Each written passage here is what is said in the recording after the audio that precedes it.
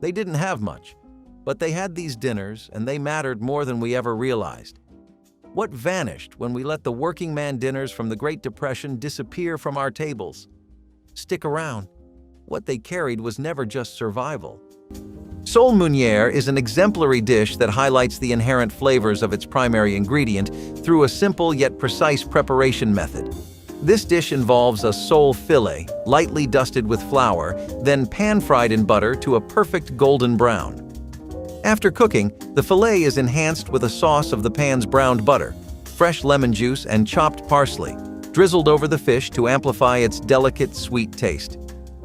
The freshness and quality of the sole are crucial. Ideally, the fish is prepared soon after being caught, underscoring the importance of ingredient freshness in French culinary arts. The preparation focuses on preserving the fish's natural flavors, complemented subtly by the nutty browned butter and the bright lemon juice. Choosing sole, a flat fish valued for its fine texture and mild flavor, is vital as it cooks quickly and uniformly, making sole Munir a revered dish for its elegant simplicity. During the Dust Bowl, one thing that was actually more common than you may ever think was lasagna with homemade noodles. Though of course, as with everything here, there is a catch. It's not the lasagna you're thinking of or the one Garfield's famous for falling in love with. Not anywhere close, no. It was instead vegetable lasagna, and the noodles were really DIY serviceable versions that just barely met the mark.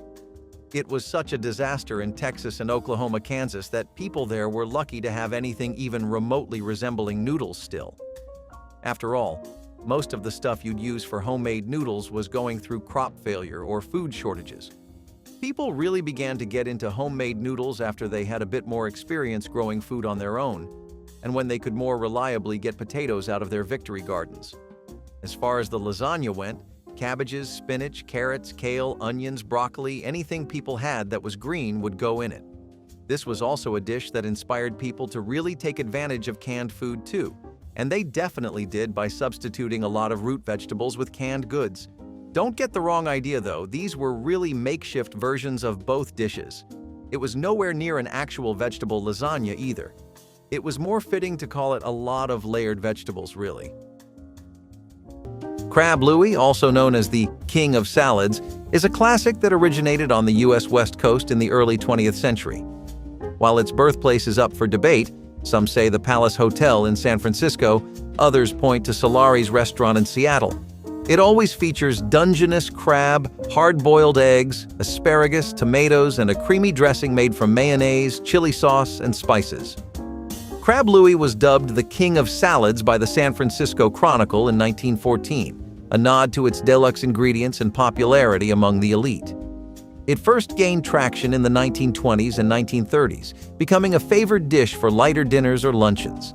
The mix of crisp lettuce, savory crab, and tangy dressing, served up in an elegant presentation, made it a must-have at many a high-end restaurant and social gathering. In working-class kitchens, the best meals weren't always planned. They were thrown together with whatever was available. A pound of ground beef, a can of tomatoes, some diced potatoes, and a handful of elbow macaroni could turn into a thick, hearty stew that stuck to your ribs and stretched across multiple meals. Some called it slumgullion, others just called it dinner. Dishes like this had no strict recipe, just a basic formula, cheap, filling, and endlessly adaptable. One night it might be heavy on potatoes, the next, macaroni took center stage. Some families added onions for flavor, while others bulked it up with beans or whatever vegetables were left in the fridge. The name slumgullion had been around since the 1800s, used by miners and sailors to describe a hodgepodge meal, proof that resourceful cooking had always been part of survival. Ground beef was one of the most affordable proteins in the 1960s, and canned tomatoes provided flavor without the cost of fresh produce. With a simple pot and a little seasoning, this one-dish meal fed entire families with ease. It was the kind of food that tasted even better the next day, reheated on the stove after a long shift or a day at school.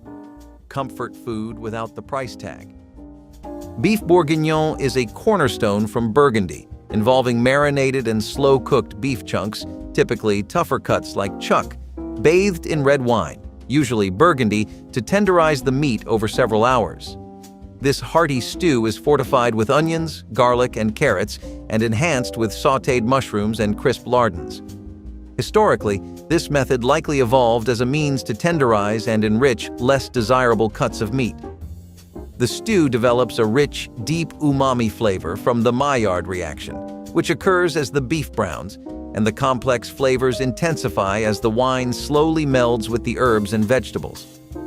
The slow cooking process not only enriches the stew's flavor, but also fills the kitchen with an inviting aromatic warmth, making beef bourguignon synonymous with comforting, rich French culinary tradition.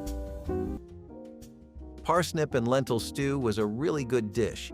It had the earthiness of parsnips, which were a common thing to grow and buy in farmers' markets and grocery stores. And then you also had lentils. This was a lot better than the potato soups people had become accustomed to all the time while they were trying to make the day go by. It was rustic, nutritious, and it actually was the perfect thing to eat when it was cold. During the winter, it became so hard to afford to spend money on any kind of heating arrangements or winter shoppings. Parsnips and lentil stew was also a vegan-friendly meal, and if you think they hold on to their recipes now, you should have seen them back then. Man, nobody made life easy for them. The best thing about this stew was that you could adapt it to whatever it was you had on hand and could work with. Whether that was medium carrots, celery, tomatoes and onions, or chicken broths and herbs, it would work. All you had to do was adjust to taste, and you were ready to go. It was best to eat this warm, though it wouldn't really work well as a leftover meal. That's why people never made it in bulk unless they were cooking for the entire neighborhood. Salmon Calibia is a dish of luxury, with salmon fillet wrapped in puff pastry, along with rice and mushrooms, originating from Russia, where it's known as kulebyaka. The name stems from the Russian word for a type of rich, filled pie. The traditional setup lays a seasoned salmon fillet on a bed of cooked rice and mushrooms, then envelops it in puff pastry, which bakes to a golden flakiness. This dish became popular in the banquet menus of European royalty and was featured in several Russian novels. Celebrated in France during the 19th century and beloved for special occasions, Salmon Calibia is often served with vegetables or a light salad. The blend of ingredients inside the pastry creates a sophisticated, hearty meal that showcases the culinary crossover between Russian robustness and French finesse.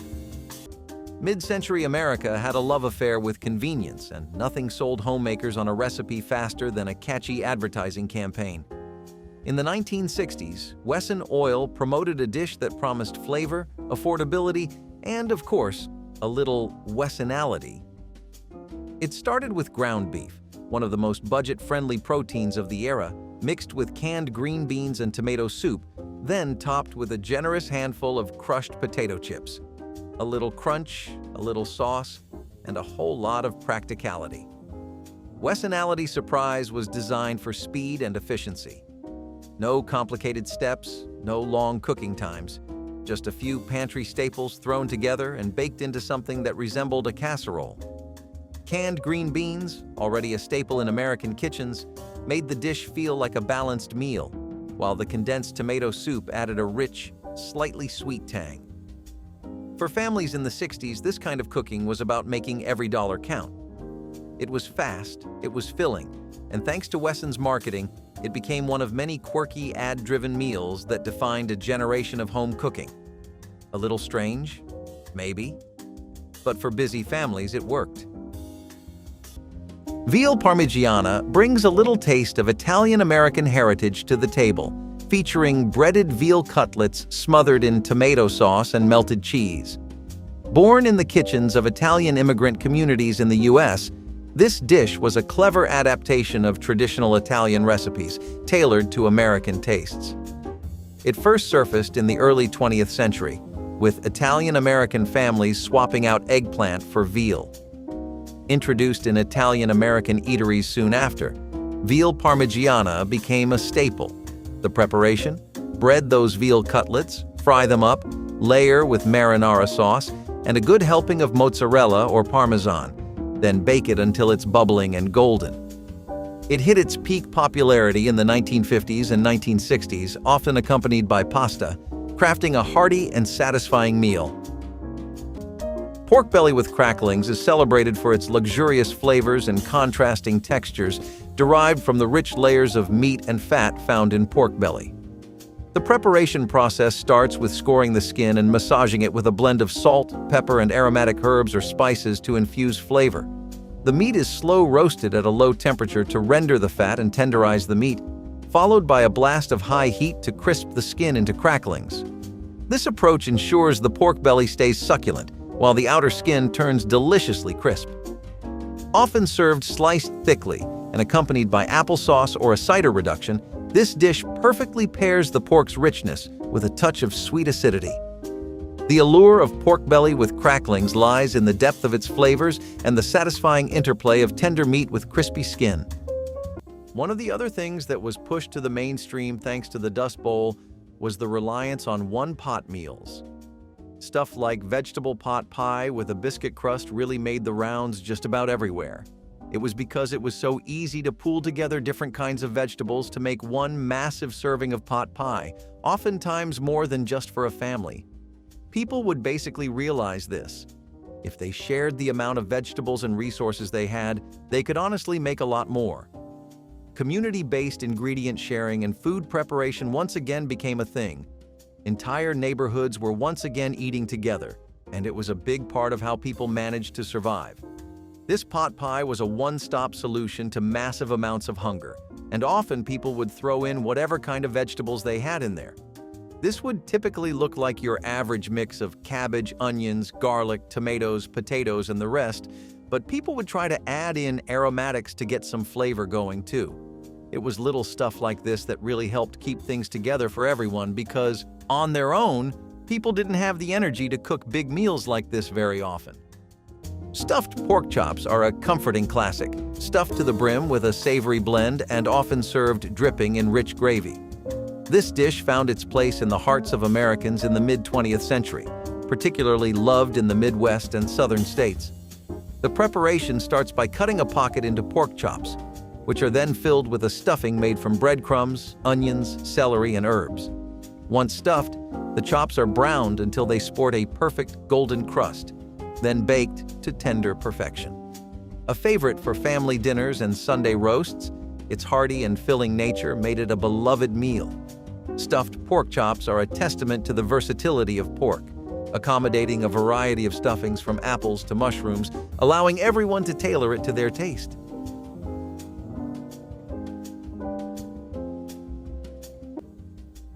When meat was scarce and paychecks had to stretch, dinner often started with one humble ingredient: potatoes. Cheap, filling, and always available, they could be transformed into just about anything. One particularly resourceful creation called potato sizzler involved grating them up, frying them in bacon drippings with a handful of onions, and stirring in a beaten egg to bind it all together.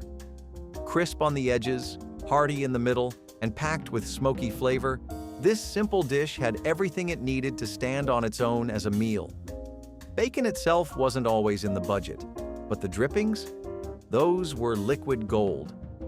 Every working-class kitchen had a can of saved bacon grease sitting on the stovetop, ready to add flavor to whatever was cooking. Onions were another staple, cheap, and able to stretch even the simplest dish into something satisfying. The egg, whisked in at the last moment, gave the sizzling potatoes just enough structure to hold together, making the meal feel a little more complete. For families who grew up on it, the smell of potatoes frying in a cast-iron skillet brings back memories of home. Rabbit stew is a beloved traditional dish in various cultures, renowned for its hearty and comforting nature. This stew typically features tender pieces of rabbit slow-cooked with onions, garlic, and aromatic herbs like rosemary or thyme, which subtly enhance the mild flavor of the rabbit. Additional vegetables such as carrots, celery, and potatoes often join the mix, creating a robust one-pot meal. The stewing liquid, usually wine or stock, enriches the dish, lending depth and complexity as it simmers. Rabbit meat, known for its leanness and delicacy, benefits greatly from the slow cooking process, becoming incredibly tender and infused with the rich flavors of the broth and vegetables. Rabbit stew is especially appreciated during the colder months or in rural settings where rabbit is a common game meat. Similarly enough, people were having a lot of fun with all the different things you could do with celery. You could braise your celery with potatoes to have something resembling a home-cooked meal. It would often work too. Your knowledge of the Dust Bowl may be about its ecological extremes, though. I mean, it felt like that little chunk of the planet was throwing a generational hissy fit. What people did to cope with the trifecta of war, economic breakdown, and ecological disaster was a lot more interesting, at least to me, and hopefully to you too. Do you remember how I keep mentioning those backyard gardens people had? They were known as victory gardens, and the basic idea was to basically begin farming and planting crops on whatever fertile soil you had. Since potatoes were such an easy crop to grow, and since they could last in almost every kind of environment, it became really common for people to grow potatoes along with celery in these gardens. The end result was always a dish like braised celery and potatoes or mashed potatoes alongside celery, or a stew or broth. It was pretty efficient, and it would also double as trade for people, which I'm going to talk about a little bit more in the next potato-based item. Duck à l'orange is a venerable French dish that pairs roasted duck breast with a vibrant, tangy orange sauce. Its rich history dates back to the 19th century, enjoying popularity among French aristocrats. The duck is typically roasted to achieve a crispy exterior, while the sauce is crafted from a reduction of orange juice, stock, and a hint of Grand Marnier or Cointreau. By the 1970s, this dish had become a hallmark of sophisticated dining, frequently chosen for elegant dinner parties or upscale restaurants. The delightful contrast between the rich, savory duck and the fresh, citrusy sauce creates an unforgettable flavor profile that showcases the dish's aristocratic French origins. The meticulous preparation and exquisite presentation make duck à l'orange a true culinary masterpiece. Long before store-bought bread was an everyday staple, cornmeal was the backbone of many working-class meals. Cheap, shelf-stable, and endlessly versatile, it found its way into countless recipes, none more practical than corn dodgers. These simple golden brown dumplings were either fried to crisp perfection or baked until firm, then served with a drizzle of syrup or a pat of butter. Corn dodgers were a direct descendant of Depression-era survival cooking, when wheat flour was too expensive for daily use. Cornmeal, on the other hand, was affordable and widely available, especially in the South and Midwest. Mixed with a little water, salt, and sometimes a splash of milk, it formed a dough sturdy enough to hold its shape in the frying pan. The result was a crispy on the outside, tender on the inside bite of pure comfort. Paired with a bit of molasses or honey, whatever was on hand, it became a meal that kids actually looked forward to. Some families made them dense and chewy, while others leaned toward a lighter, almost hush-puppy-like texture. However they were served, one thing was certain. Corn dodgers proved that even the simplest ingredients could be transformed into something satisfying. No frills, no waste, just good, honest food. Coq au vin stands out as a rich, soul-warming dish that is achieved through a slow-cooking process that melds the flavors of chicken and wine thoroughly. Traditionally used to soften tough roosters, modern recipes often utilize chicken, marinated, and then braised in wine, typically red, along with mushrooms, onions, garlic, and a bouquet garni. Initially, the chicken is seared until golden, then simmered slowly with lardons, which infuse a smoky depth. This technique showcases French braising skills, starting with a high sear followed by a gentle, prolonged cooking in a covered pot, allowing the intricate flavors to blend and enhance the meat. The selection of wine is pivotal, forming a flavorful sauce base that deeply seasons the chicken, transforming it into a hearty, deeply satisfying stew that exemplifies rustic yet refined French cooking. Cabbage steaks with garlic sauce were another example of that mock food culture I was talking about. So that's definitely a bit of a stretch when it comes to what exactly can classify as an imitation and not just flat-out blasphemy. Cabbage steaks actually did end up coming close, though. People got really creative during the Dust Bowl because of how they just had nothing to work with. Poor harvests full of failed crops, scarcity, and just the general circumstances of every average day were really pushing them to their limits. Still, what hit really badly wasn't how hard everything was, but how rare the normal things had become. a good steak, chicken nuggets, some nice hash browns, a good Christmas, stuff like that. It was these little everyday joys that completely went out of people's lives that made the biggest difference. This is also exactly why people began to imitate things like steaks. Cabbage steaks were really thick slices of cabbage, so they'd have a bit of a weighty bite to them, and then they would be roasted and grilled until they were crispy. Then people would make a garlic sauce with it and serve it as is. The sad part of this whole thing was that cabbage steaks were honestly just something that the people living with ovens could afford. You needed to preheat the oven for this and use baking paper, which weren't things that people were able to spend their money on. Turkey tetrazini is a creamy, comforting pasta dish that features turkey, mushrooms, and parmesan, all baked to a golden finish. It was crafted by chef Ernest Arbogast at the Palace Hotel as a tribute to Italian opera singer Luisa Tetrazini, believed to have been first made in San Francisco in the early 20th century. This dish begins by sautéing turkey and mushrooms, then melding them with a lush sauce made from butter, flour, milk, and chicken broth. The creamy mixture is then tossed with cooked spaghetti, sprinkled with Parmesan cheese, and baked until it's bubbly and golden. Turkey tetrazzini has become a classic American comfort food, especially popular for using up leftover turkey, making it a post-Thanksgiving favorite. When dinner had to come together fast and money was tight, there was one golden rule: nothing went to waste. Leftover potatoes, stray bits of meat, a spoonful of peas from last night's dinner, it all had a place in the baking dish. Held together with a can of condensed soup or a ladle of thick gravy, garbage plate casserole was less about following a recipe and more about cleaning out the fridge. Working-class families in the 1960s didn't have the luxury of throwing away food, and casseroles like this turned scraps into something filling.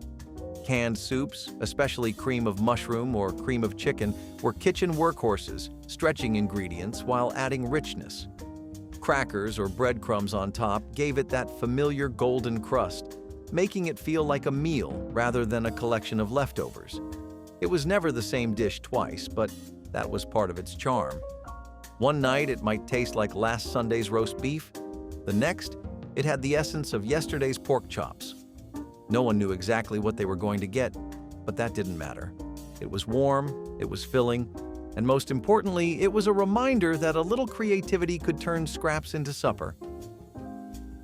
So the next thing on our list is baked turnips and cream sauces. But dear viewer, I know you aren't 5, and I know you're curious about how cream sauces could even be a thing in a time like this. After all, if people were struggling to get enough milk and eggs, where on God's green earth were they finding the money to get cream for? You see, my friend, there was a stark difference in lifestyles between two types of people: those that grew up in the city and those that grew up in the countryside. Now, for the people trapped in those urban jungles during the Dust Bowl, I completely agree with you. Where did they get their cream from? For the ones living in rural shanty towns, though, well, you gotta know that they came from a long tradition of farming, a tradition that by the 1930s was still relatively upheld by most families. This meant that lots of these farming households had their own cattle and cows, and that's how they would get their milk and cream. Baked turnips, on the other hand, were something that was more commonly seen in the cities. It was, after all, something that primarily required an oven. In rural areas, it was a lot more common for people to pass the time with boiled turnips instead, but sometimes people would get lucky and find themselves having baked turnips along with a cream sauce to go with it. Cornish game hen, a petite and elegant poultry choice, typically weighs no more than 2 pounds and is ideal for serving as an individual portion, making it perfect for an upscale dinner. These hens are usually roasted whole, seasoned lightly with herbs like thyme and sage, and basted in butter to achieve a crispy, golden skin while keeping the meat juicy and tender. The cavity may be stuffed with a flavorful blend of breadcrumbs, chopped vegetables, and herbs, enriching the meat during cooking. The cooking process often involves high-temperature roasting to crisp the skin, followed by a resting period before serving to ensure the meat remains moist. Serving Cornish game hens on a bed of wild rice or alongside roasted vegetables allows their delicate flavors to shine, making them a favored choice for intimate dining and special occasions due to their ideal portion size and visually appealing presentation. Barley risotto with mushrooms during the Dust Bowl was an interesting character study. On one hand, you had the middle class and below imitating risotto with barley, which made way for them to enjoy something that was typically reserved for the upper class. It was also one of the first few instances of people starting what would later become known as mock food culture. Do you ever hear about all kinds of mock apple pies, lasagnas, meatloafs? That was a series of recipes that were made with substitute ingredients, and the intention was to mimic the taste, texture, and feeling of otherwise popular dishes. It came out thanks to World War II, but I think the seeds were sown all the way before. Fresh mushrooms were hard, but it was still a lot easier to get wild mushrooms in the Dust Bowl. Eventually, people began to have a talent for foraging, and that was when the dish really came together on a regular basis for everybody. People started to make barley risotto thanks to these, and while traditional risotto was made with fresh mushrooms and arborio rice, people were making do with wild mushrooms and rice wherever they could. Chicken Diane is all about comfort, featuring chicken and broccoli smothered in a creamy cheese sauce, baked to perfection. It originated in the early 20th century at the Divan Parisien restaurant in New York City, named for the very place that concocted it. Initially designed as a showcase of the chef's skills in French cooking, Chicken Diane made its mark in the mid-20th century as a dish that blended sophistication with simplicity. To make it, layer cooked chicken and broccoli in a baking dish, pour over a sauce made from butter, flour, cream, and cheese, and bake until it's golden and bubbly. This dish is a testament to the fusion of French culinary art with the comfort of American home cooking, creating a truly delightful dish. Stretching ingredients wasn't just a skill in the 1960s, it was a necessity. When a handful of leftover meat and a few vegetables weren't enough for a full meal, they found new life inside a flaky pie crust, topped with a generous layer of mashed potatoes. Hoosier pie supper was an answer to the age-old question: what can we make with what we have? Midwestern families, especially in Indiana, had been making similar dishes for generations, influenced by their farming roots and a deep tradition of waste not cooking. Mashed potatoes were a constant in working-class households, cheap, filling, and easy to make in large batches.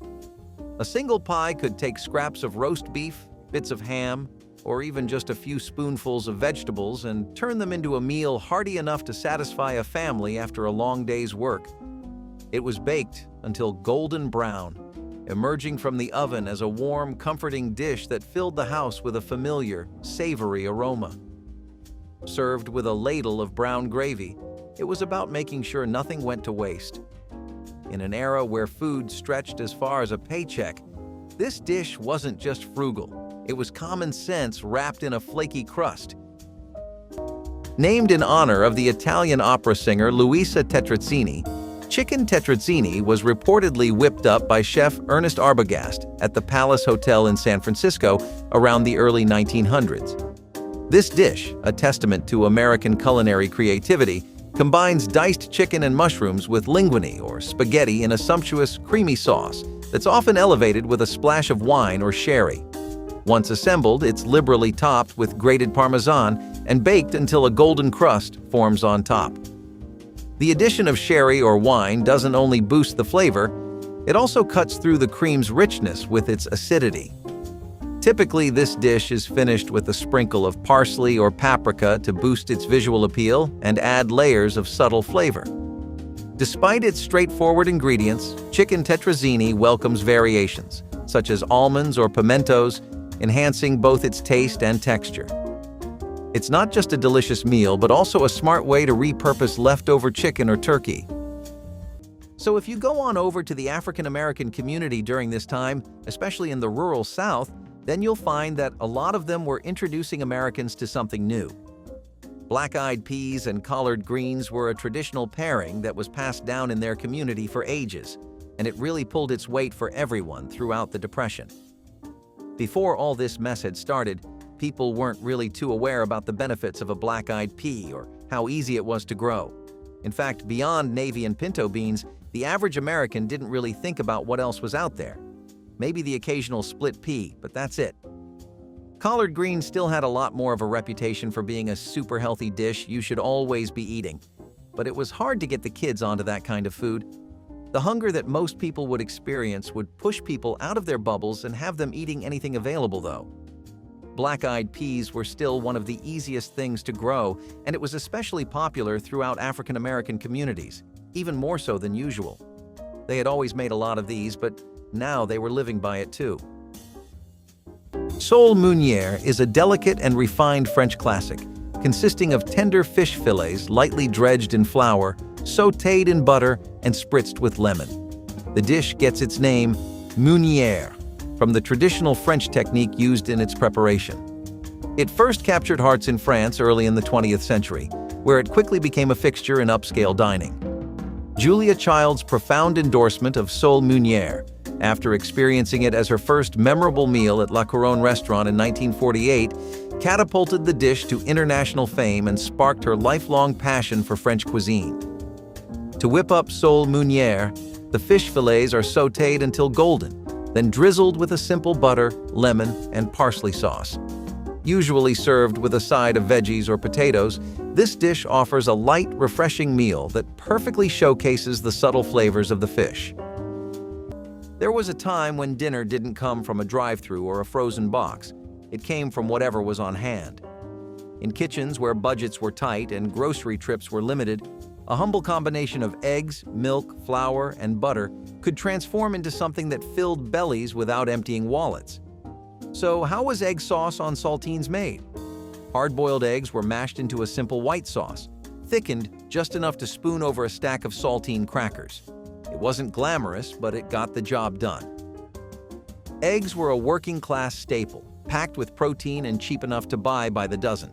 A basic white sauce, made from milk, flour, and butter, was the foundation of countless Depression-era and post-war meals, stretching ingredients without overpowering them. Crackers, those were always in the pantry, whether for soup, snacks, or in this case, an entire meal.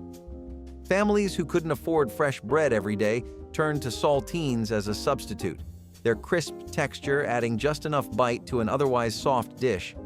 It may not have been the most exciting dinner, but it was warm, filling, and familiar. Kids ate it without fuss. Parents appreciated how far it stretched, and for those who grew up on it, the taste is forever linked to simpler times. Chicken Moringo holds a storied place in culinary history, famously prepared for Napoleon after the Battle of Marengo. This dish encapsulates the essence of victorious improvisation using local ingredients available at the time. Chicken Moringo starts with chicken pieces sautéed in olive oil, braised with onions, garlic, and tomatoes, enriched by a splash of white wine that deglazes the pan, forming a robust sauce. Later additions often include mushrooms, and traditionally, it was garnished with fried eggs and crayfish, though these are less common today. The slow simmering melds all the flavors beautifully, allowing the tomatoes to break down and create a rich, savory sauce that complements the tender chicken perfectly. This dish exemplifies French provincial cooking, utilizing straightforward techniques and local ingredients to produce a dish rich in history and flavor. So we're going to go up to the upper class side of things for a bit. This wasn't a dish that anyone else could have afforded to make or eat back then anyway. Homemade gnocchi with noodles was still something that the relatively well-off and affluent families in the States were able to eat, and it was entirely something limited to certain parts of big urban hubs like Chicago, New York, and Washington. Gnocchi is an Italian dish, which I'm sure you already know. What's interesting is that it actually came on over to the States thanks to Italian immigrants, and back then, it hadn't become the fine dining appetizer that it's known to be today. It wasn't exactly that pricey either. Back then, Italian communities full of immigrants were still making it whenever they could. For the gnocchi, all you would need is flour, water, and dough. These were things that were out of the reach of normal people, sure, but to people with generational wealth? Well, it was mostly business as usual. Don't get me wrong, even though they were impacted by the recession and the Dust Bowl, There wasn't a single American home that wasn't. Did they draw the short end of the stick, though? Not by a long shot. This wasn't a dish you'd see anywhere outside of real bougie neighborhoods.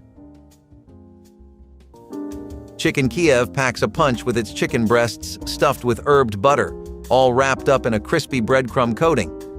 The dish stirs up a bit of a debate about its roots. Some folks reckon it was whipped up by French chefs back in the early 19th century, while others swear it was crafted by a Ukrainian chef in a Moscow kitchen in the early 20th century. Regardless of its backstory, Chicken Kiev began turning heads internationally around mid-20th century, becoming the go-to at dinner parties and special events. The traditional way to do it? Flatten those chicken breasts, tuck in a mix of butter, garlic, and herbs, roll them up, bread them, and fry to a golden brown. When sliced, the butter inside just bursts out, making a rich, flavorful sauce.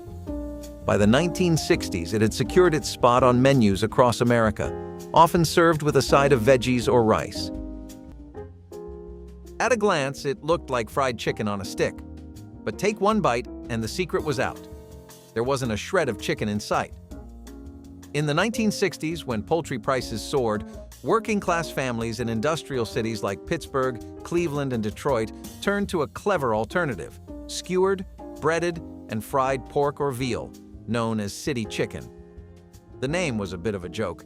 Chicken was considered a luxury in certain areas, but pork and veal, those were cheap, especially in regions with a strong meatpacking industry. But appearance mattered, and with a little ingenuity, cubed cuts of meat were threaded onto wooden skewers, giving the illusion of a drumstick. Once dredged in flour, dipped in egg wash, and coated in breadcrumbs, it was pan-fried until golden brown and crispy. Some families took it a step further, baking the skewers in a bit of broth for extra tenderness. Eastern European immigrants had been making versions of it since the early 20th century, and by the 1960s it was a staple at Sunday dinners and potlucks. It might not have been real chicken, but in a time when stretching a dollar mattered more than labels, it didn't need to be. Crown roast of lamb is an exquisite dish often reserved for special occasions and holiday feasts. This majestic preparation involves arranging racks of lamb into a circular shape that resembles a crown, with ribs pointing skyward. It's seasoned with a mix of rosemary, garlic, and thyme, both in the marinade and as a rub applied before roasting. To enhance its flavor and retain moisture, the crown center is typically filled with a stuffing composed of breadcrumbs, minced garlic, herbs, and occasionally dried fruits like apricots or cranberries. The lamb is roasted until it achieves a tender texture and a beautifully browned exterior. Precision in tying the racks together ensures the roast cooks evenly. To perfect its presentation, chefs often cover the tips of the ribs with foil during roasting to prevent charring. This dish not only dazzles as a culinary delight, but also stands as a festive centerpiece, symbolizing celebration and feasting. Potato and chickpea curry with rice was a really good combination that was pretty much built for the environment people were finding themselves in the Dust Bowl.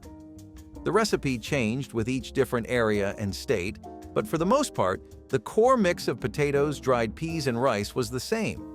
People would substitute white rice with brown rice wherever they could because the latter was cheaper, and it made sense to stretch your pantries out as much as you possibly could. Potatoes, especially, were a rock-solid friend to rely on for the American people. They were one of the easiest things you could possibly grow. You could make so many things perfect for a large number of people with them, and they were full of health benefits. A side bonus was that they'd really keep you full, but all this should give you an idea. It was almost impossible to exist without having a good stock of potatoes in your root basement. Onions, garlic, a water-based broth, and just thyme and salt pepper were used for the curry. Pretty bare bones, right? Yet to them, that was still a phenomenal dish to come home to. Not every seafood dish came from the ocean. Some came straight from a can. In a time when fresh shrimp was a luxury for coastal towns, canned shrimp offered an affordable way for working-class families to bring a little seafood into their diets. Mixed with peas in a thick, creamy white sauce and served over crackers or toast, this dish had a playful name, Shrimp Wiggle. But it was all business when it came to stretching ingredients. Canned shrimp had been around since the early 20th century, marketed as a convenient alternative to fresh shellfish. By the 1960s, it found its way into all kinds of home-cooked meals, from salads to casseroles.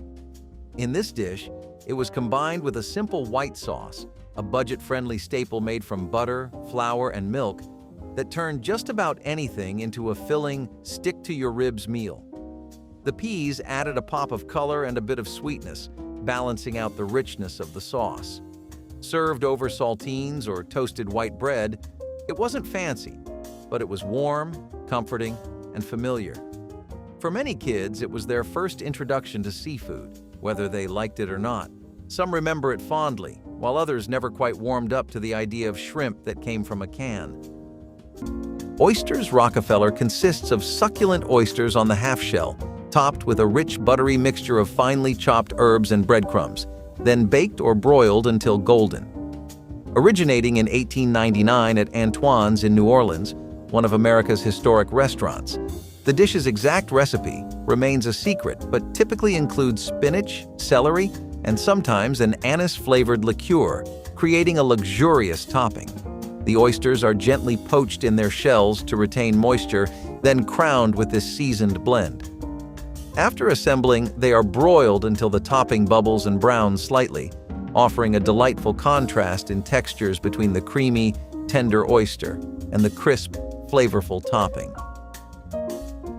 Oyster Rockefeller is not only a treat for the palate, but also a creative celebration of local ingredients, elevating the simple oyster to a decadent culinary experience. Duck à l'orange marries the deep, rich flavors of duck with the sharp zestiness of oranges, a culinary duo dating back to the Renaissance, though it gained popularity in Paris in the early 20th century. This classic dish features roasted duck with a skin crisped to perfection, paired with a sweet and tangy orange sauce made from fresh orange juice, sugar, vinegar, and sometimes Grand Marnier. To perfect duck à l'orange, meticulous attention is paid to rendering the fat from the duck skin, ensuring it crisps up beautifully to contrast with the juicy meat beneath. The sauce is usually prepared separately and reduced to a luscious syrup, then drizzled over the duck just before serving to preserve its bold, vibrant flavors. This dish masterfully balances the rich, natural fat of the duck with the bright, acidic notes of citrus, showcasing refined culinary techniques. In the Appalachian Mountains, resourcefulness was a way of life. When fresh food wasn't always guaranteed, families learned how to make the most of what they had, and that's where soured corn soup came in. This dish started with dried corn that had been left to ferment slightly, giving it a tangy depth of flavor.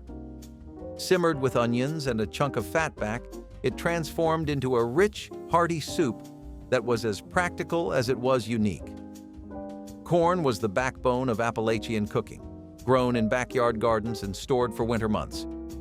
Allowing it to sour slightly wasn't a mistake. It was a method passed down for generations, a natural way to enhance flavor when refrigeration wasn't an option. Fatback, a common cut of cured pork, added just enough richness to make the dish feel substantial, while onions provided a little sweetness to balance out the tang. This wasn't the kind of soup you'd find in a restaurant, but for mountain families, it was a familiar and comforting meal. Some grew up eating it with cornbread on the side, others with a spoon straight from the pot. So, the cabbage was really similar. Basically, during the Dust Bowl, it was mostly a competition of how fast you could grow something and how conveniently you could do it. People weren't bothering with anything that took more effort than it was worth or didn't give immediate results. And honestly, I completely get them. Why would you waste your time on crops that are inherently difficult to grow when even the easy ones are going through so much crop failure? Cabbage was one of those easy-to-grow plants, and it became a national savior for lots of people. Cabbage Stir Fry with onions and garlic was something people could enjoy every other day, as most of the core ingredients were things they had already been growing in their backyard gardens or preserving for a long while. At this point, the average American person is still used to keeping their experience with cabbage to just burgers, but the Dust Bowl pushed everyone out of their comfort zone just for the sake of survival. Lamb Navarin is a traditional French stew that sings of spring, packed with tender lamb and fresh spring vegetables. Originating from Normandy, this dish is best when the ingredients are at their peak freshness, typically prepared in the spring. The name Navarin itself is inspired by the French word for turnip, navette, a staple in this hearty stew.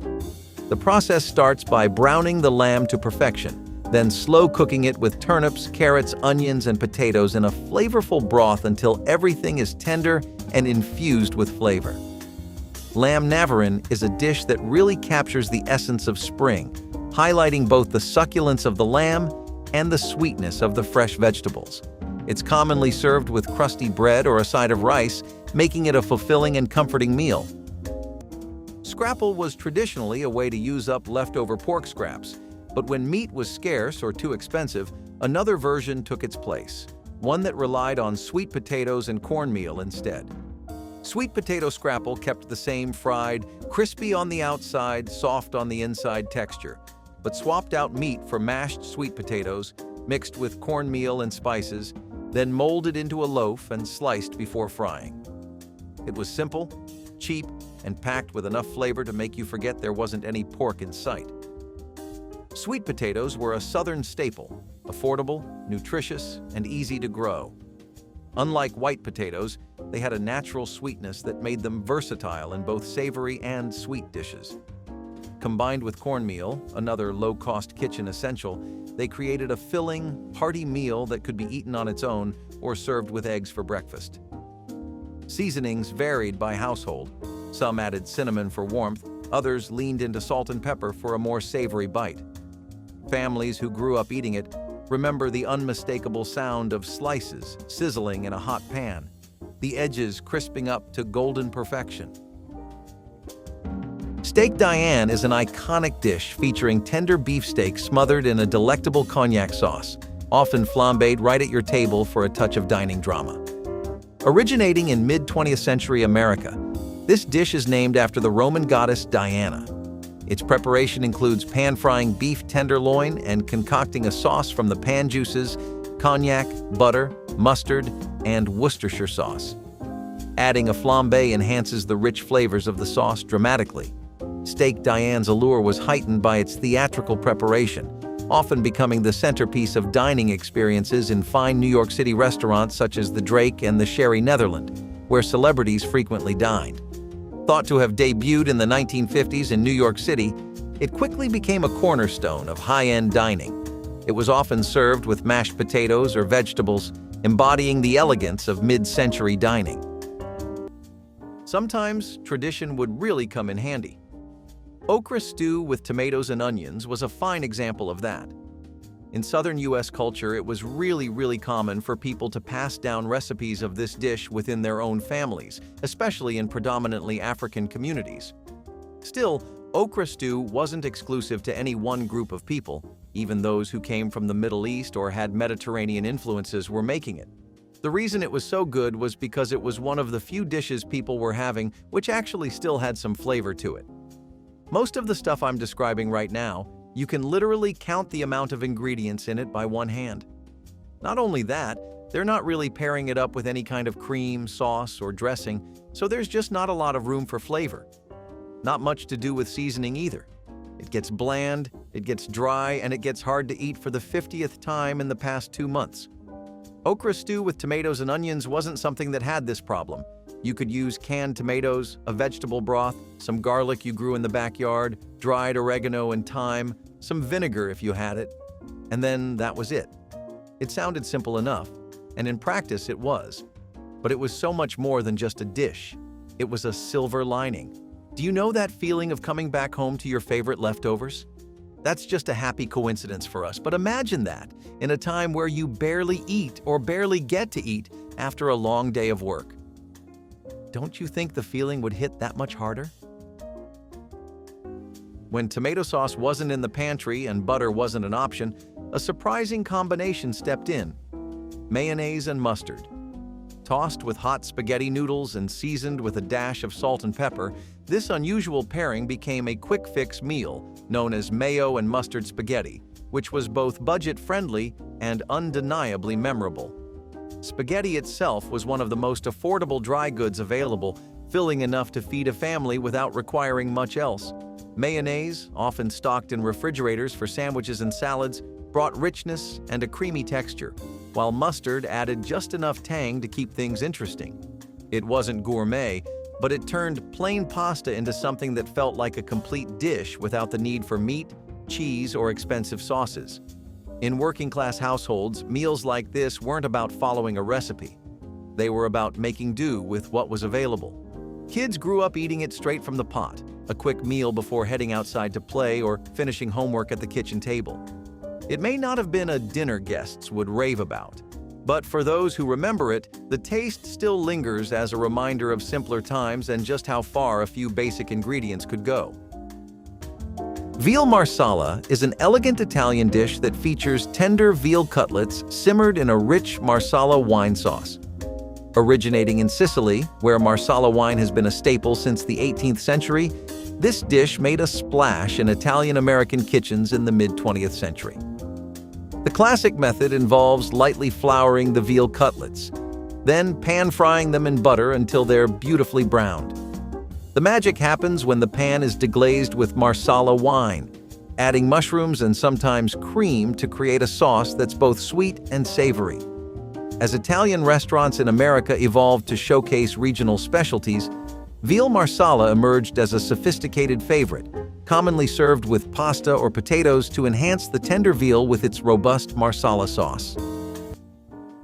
Fried eggplants were another thing that people couldn't get enough of during then, especially with spiced tomato sauce.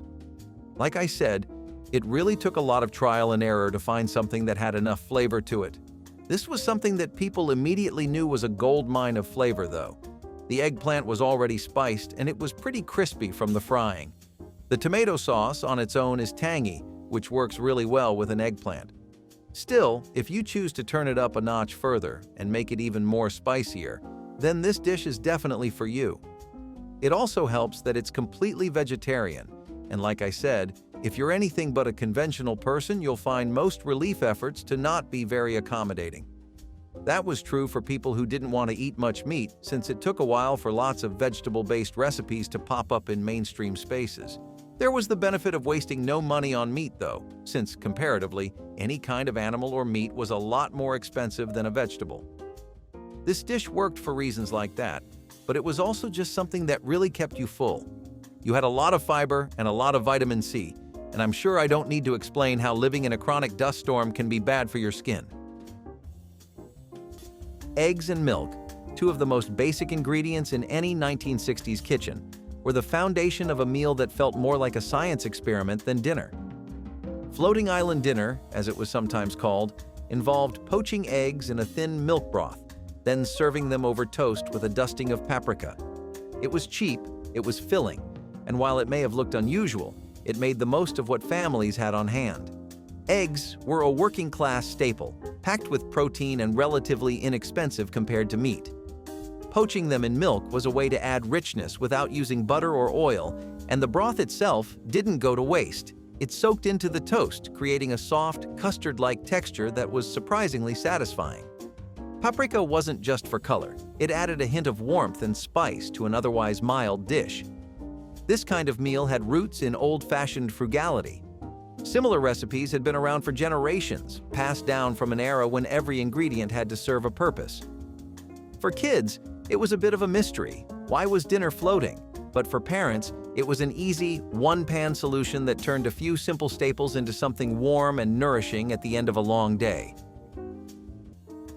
Baked bell peppers with millet filling is a pretty delicious and flavorful idea. It works well since millet is both cheap, versatile, and really good for you. Plus, it doubled as an option for people who had allergies to gluten. It's not often talked about, but living life with any kind of medical conditions becomes a real pain during times like these. Most people's response, hell, even the government's, is to make supplies and resources available for able-bodied people. On the other hand, bell peppers were something that people were still able to grow really easily around them whenever they found the chance to between growing celery and potatoes. Some common additions were things like garlic, onions, whatever you had been stocking up on growing beforehand. The best part about this dish was how it really boosted your energy for the day, which is something typically expected of spices. Still, it goes double for anything that's a stuffed bell pepper. It's a whole new experience, which, if you've had it, then you must be very familiar with the kind of zoomies I'm talking about. What's your experience with bell peppers like? Veal Oscar is a decadent dish featuring breaded veal cutlets topped with crab meat, asparagus, and hollandaise sauce. The dish is named after King Oscar II of Sweden, who was known for his love of fine dining and was created in the late 19th century. King Oscar II's enthusiastic patronage of the arts and fine dining inspired not only this dish, but also helped to popularize Swedish culinary traditions abroad. He was an avid gastronome and patron of the arts, inspiring this luxurious dish. The traditional preparation involves breading and frying the veal cutlets, then topping them with sautéed crab meat and steamed asparagus. The dish is finished with a rich and creamy hollandaise sauce, creating a luxurious and indulgent meal. Veal Oscar was a popular choice in high-end restaurants and special occasions where its elegant presentation was appreciated. Bologna wasn't just for sandwiches. When money was tight and meat had to be stretched, it found its way into all kinds of meals, including breakfast, where it was ground up, fried, and turned into a creamy, savory gravy. Poured over biscuits or a few slices of white bread, ground Bologna gravy took one of the cheapest meats on the market and transformed it into something warm, filling, and satisfying. Bologna had long been a go-to protein for working-class families. Made from a mix of leftover meat trimmings, it was significantly cheaper than fresh cuts of beef or pork, but still packed enough flavor to carry a dish. Frying it first gave it a crispy, caramelized edge, while the addition of milk and flour turned it into a rich, hearty gravy. Served over whatever bread was available, it became a meal that could keep a family going through the day. For those who grew up eating it, the smell of sizzling bologna in a cast-iron skillet brings back memories of weekend breakfasts and weekday suppers alike. It wasn't fancy, but that wasn't the point. It was resourcefulness at its best, a way to take something simple and turn it into comfort food with just a few basic ingredients and a little time at the stove. Moussaka is a rich, layered Greek casserole that marries slices of eggplant with ground meat and a creamy bechamel sauce. This dish has Middle Eastern origins but was perfected in its modern form by Greek chef Nikolaos Tselementes in the early 20th century. Preparing moussaka involves frying slices of eggplant, layering them with a spicy meat mixture traditionally made with lamb or beef, and then smothering it all under a luscious bechamel sauce. Once assembled, it's baked until the top turns a tempting golden brown, offering a deep, flavorful feast. Moussaka made a name for itself in Greek cuisine and entered American dining scenes in the mid-20th century, often served with a side salad or bread for a balanced, fulfilling dinner. So naturally, people did a few other things with kale than the ones we've gone over so far. One of those was a kale and chickpea stir fry, which actually got a lot more positive PR than you would think. Seriously, before this decade, chickpeas never had this kind of clout. Suddenly, they were the Wagyu steak of America, though. It was all you ever really wanted to get your hands on. Kale was still something that was difficult for the American masses to consume regularly, but it was a work in progress. That stir fry definitely made it a lot more digestible for most, and people didn't have the option of saying no based on their tastes. If it was there, and especially if it wasn't spoiled, you would suck it up and simply eat. What else were you to do? Turn down the perfectly good plate of food in the horrible, historically chaotic drought and recession going on? Plus, this was a good way to check off a lot of nutritional boxes that were otherwise going unfulfilled. While kale was a bit hard to get in some areas, typically ones that were farther away from markets, it was still something people got their hands on eventually, usually thanks to family. Chickpeas weren't that hard to get, and the rest was just a matter of getting on the stove and putting in the work, which was really hard, mind you. People were exhausted.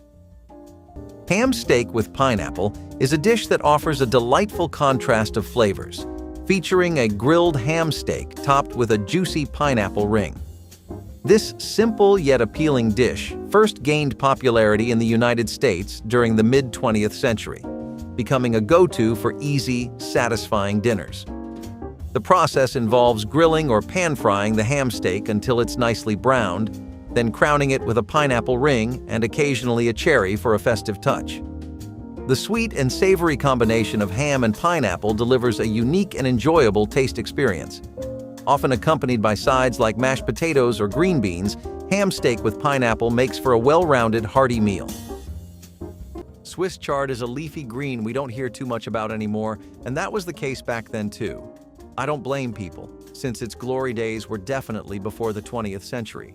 But people remembered this little green once again during the Dust Bowl. People would pair this up with white bean soup, which was something that the masses found it very hard to live without. Why? They were a fabulous source of protein, they are affordable, you could even forage them, and these could actually be stored for months. This was a time where people were desperate for protein, by the way. A lot of good cuts of meat were more expensive than ever, and just out of the reach of most common people, while a lot of other kinds of things like nuts and almonds just weren't filling you up enough for the amount of money or time it would take to get enough of them. You had to be really smart with every cent, so people would go for things like white bean soup with Swiss chard. This was a versatile combination that had every pro health-wise on top of being something that could feed the entire family and be made with minimal effort.